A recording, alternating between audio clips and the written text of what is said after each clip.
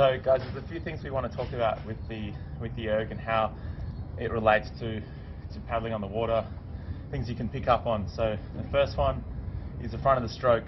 So what this cord's doing, if we're returning up here, it's wasted energy because the distance between here and here doesn't do anything, because the only thing that's going to drive the fan is when we have tension on the rope.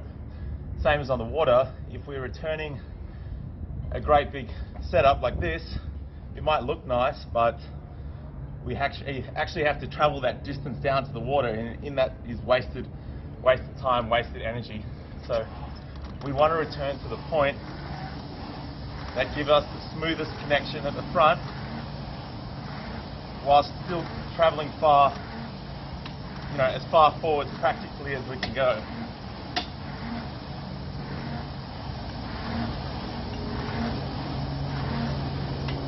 And all the while, through the whole drive of the stroke, we're trying to maintain a smooth connection. So we talk about smooth catch in the water and a drive through the water that doesn't create a lot of air, that is cleanly moving the boat forward. We can look at that on the erg in how the chain moves or doesn't move. If your chain's rattling around, then the chances are you're doing a lot of inefficient movement that's unnecessary. So you want a nice smooth connection at the front of the stroke, and you want a nice smooth running chain. It's all about controlled movements.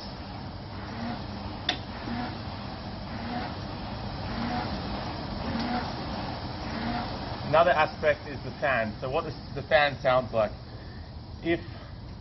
If the fan is getting higher pitch through the drive, if it's accelerating through the drive of your stroke from the catch to the recovery, then you know that you're accelerating the blade through the water.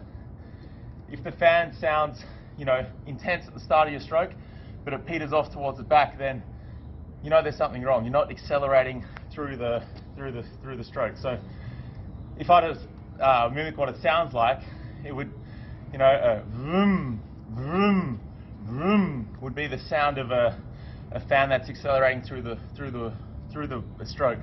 So it sounds a little bit more high pitched at the back, and it lasts. The sound lasts for longer.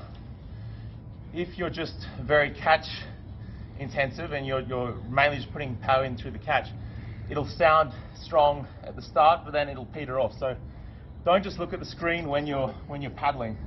Sometimes it's good just to listen to what the fan sounds like and what you can do to change the way it sounds.